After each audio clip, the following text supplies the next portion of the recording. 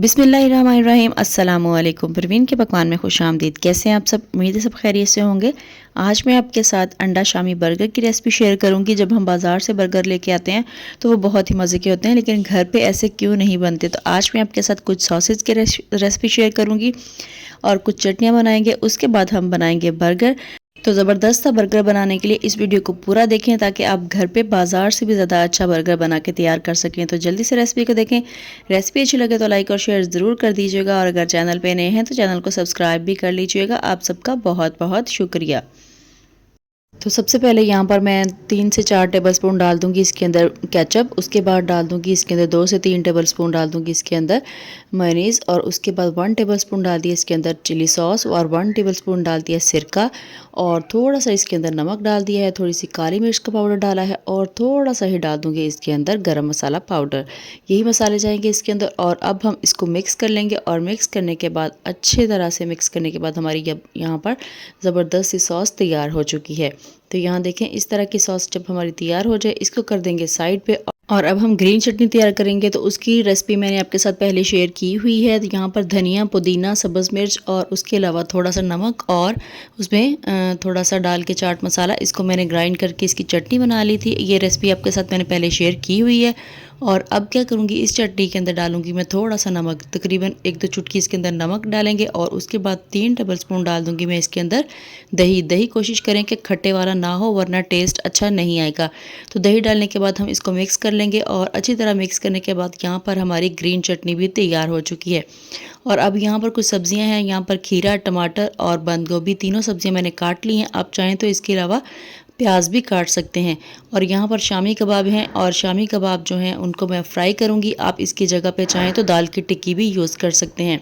अब यहाँ पर एक बाउल में थोड़ा सा पानी डाला है, उसमें थोड़ा सा नमक डाल दिया है, और काली सुरख मिर्च का पाउडर डाला है, हल्दी पाउडर डाला है, थोड़ा सा काली मिर्च का पाउडर, और गरम मसाला पाउडर, धनिया पाउडर, एक 2-2 चुटकी डाले हैं, ज़्यादा मसाले नहीं डाले हैं। और अब हम इनको मिक्स कर लेंगे। पानी में डालने का मकसद ये है कि पानी में जो मसाले हैं वो अच्छी तरह से मिक्स हो जाते हैं।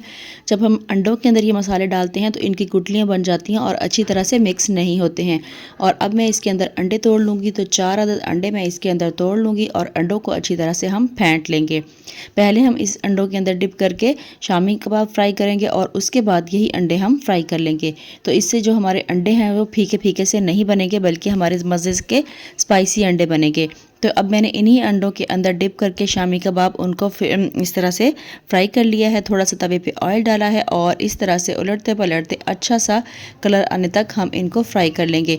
और जब अच्छा सा कलर आ जाए, ये फ्राई हो जाए अच्छे से, तो हम इनको निकाल लेंगे, और इसी तवे पे थोड़ा सा ऑयल डालेंगे और हम अंडों को फ्राई कर लेंगे। तो यहाँ पर मैंने हाफ जो हैं वो अंडे यहाँ पर डाल दिए हैं, और इसको अच्छी तरह से इसके ऊपर फैला लेंगे। और फिर जब आप एक साइड से देखें कि ये पक चुका है, इस तरह से कट लगाएं और इस तरह से इसको पलट लेंगे। अगर तो आप लंबे वाले बर्गर बना रहे हैं तो उसके लिए आप इसको लंबे स्ट्रिप्स में काटेंगे, लेकिन क्योंकि मैं गोल वाले बर्गर बना रही हूँ तो उसके लिए मैं इनको फोल्ड करके इसको गोल बना लूँगी। अब यहाँ पर जो बाकी का अंडा बचा हुआ है उसको भी मैं दोबारा से यहाँ पर फ्राई कर लूँगी। और फ्राई करने के बाद हम ये यहाँ पर तवे के ऊपर ऑयल भी लगा हुआ है और तवा गर्म भी है, तो इसी के ऊपर हम जो बर्गर बन है उनको अच्छी तरह से दोनों साइड से सेक लेंगे। तो दोनों साइड से अच्छी तरह से इसको हमने सेक लेना है, और उसके बाद हम इसकी तैयारी करेंगे। तो यहाँ पर बन के हम ऊपर हमने लगा दी है वो वाली सॉस जो कि हमने तैयार करके रखी हुई थी, और उसके बाद हम लगाएंगे इसके ऊपर शामी कबाब। तो इस तरह से रखने के बाद इसको इस तरह से प्रेस करते हुए अच्छी तरह से हम फैला लेंगे पूरे के ऊपर।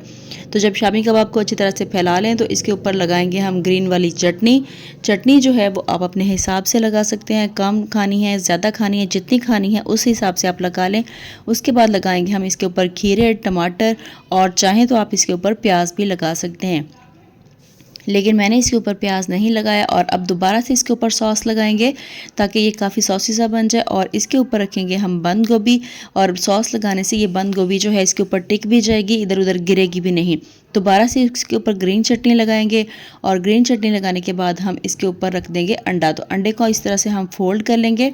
फोल्ड करने के बाद दोबारा से इसके ऊपर सॉस लगाएंगे। एक तो अंडा इसके ऊपर ठहर जाएगा, दूसरा ये है कि जो बाद वाला बर्गर इसके ऊपर बर्गर बन हम रखेंगे वो भी इसके ऊपर टिक जाएगा, गिरेगा नहीं।